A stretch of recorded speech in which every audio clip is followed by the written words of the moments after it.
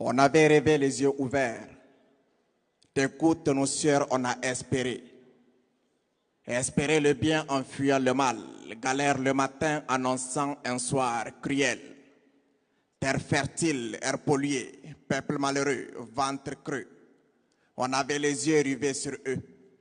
On a voulu que l'esclavagisme soit aboli, que les chaînes de malheur que portent les nègres puissent enfin se détruire, mais les pauvres ont été victimes de la mauvaise foi. Ils lui ont libéré les mains en enchaînant ses pieds. On a rêvé une indépendance pour l'Afrique, les biens de l'Africain pour l'Africain, mais non. Comme la démocratie, ce n'est que vaine parole. Oh, qu'ils nous ont conté n'importe quoi à l'école. Ils nous ont bernés, ils nous ont menti à l'école. Ils nous ont vendu la liberté en créant la guerre chez nous. Ils nous ont dénaturés en nous imposant leur mode de vie. Ils nous ont insultés en réduisant en néant nos traditions. Ils nous ont imposé leur langue, leur culture, leur religion. Ils nous ont photographiés tout nus et exposés de leur marché colonial comme du bétail, comme une race à découverte pour eux. On n'a jamais été que des vulgaires inconscients des automates. On n'a jamais été que leur possession, chaîne au cou pour tuerie et trahison. Alors, Africain, est-ce que tu te reconnais? Moi, oui, car je porte à moi les symboles de tout un peuple. Elle ne me l'avait pas demandé cette terre, mais en bon clameur, je lui ferai honneur.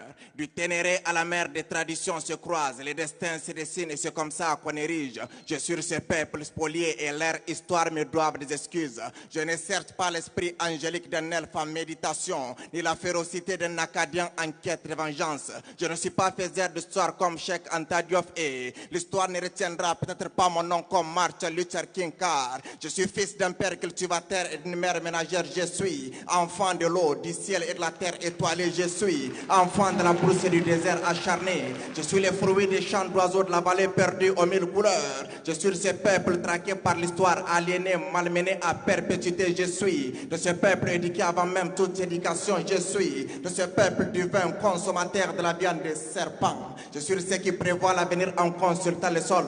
Ceux qui scriptent l'argile pour en faire des pots qui façonnent la peau pour en faire un sac. Je suis de ceux qui portent le turban malgré la chaleur de l'océan du sable, ceux qui dressent les nuages pour canaliser la pluie, ceux qui détruisent le fer par la puissance de l'oracle, traversent les murs par des incantations ancestrales. Je suis de ceux qui font l'offrande de belles filles au génie de l'eau, de ceux qui laissent un nouveau-né dans les fleuves sous la protection des divinités aquatiques. Ils m'ont enseigné l'histoire de Socrate. Ils m'ont imposé une éducation sans tenir contre mes réalités. Je connais la Méditerranée sur papier, mais quand j'ai voulu la découvrir, on m'a traité de sans-papier.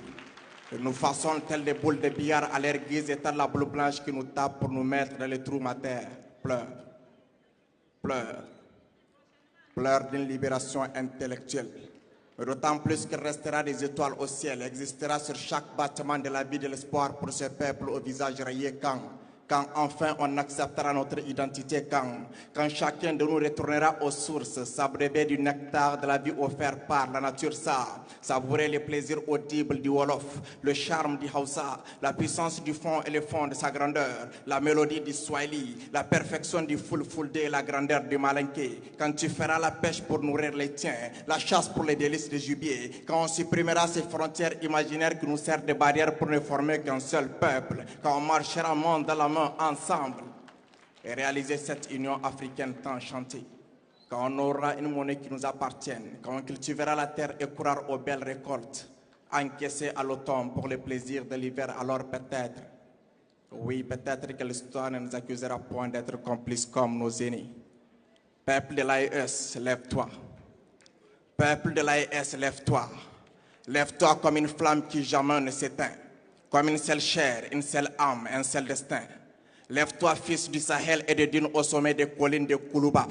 Lève-toi pour la souveraineté, pour le respect, pour ces terres que nos pères ont défendues, ces terres rouges de larmes jamais soumises. Souviens-toi de Sankara, visage de l'intégrité. Souviens-toi de Modibo Keïta, bâtisseur de dignité. Souviens-toi de Seyni Kounté, défenseur de la vérité. Alors lève-toi. Lève-toi comme l'éclair déchire le ciel pour montrer la voie, comme l'eau douce qui coule sur les lits du fleuve Niger. Souviens-toi, souviens-toi de l'unité, cette mélodie que nos ancêtres chantaient, cette danse que que les frontières artificielles n'ont jamais pu briser. Alors, peuple de l'AES, lève-toi, parce que tu es le passé, le présent et l'avenir. Lève-toi pour la dignité, lève-toi pour l'intégrité, lève-toi pour honorer la terre de nos aïeux. Bachir Gentil, merci.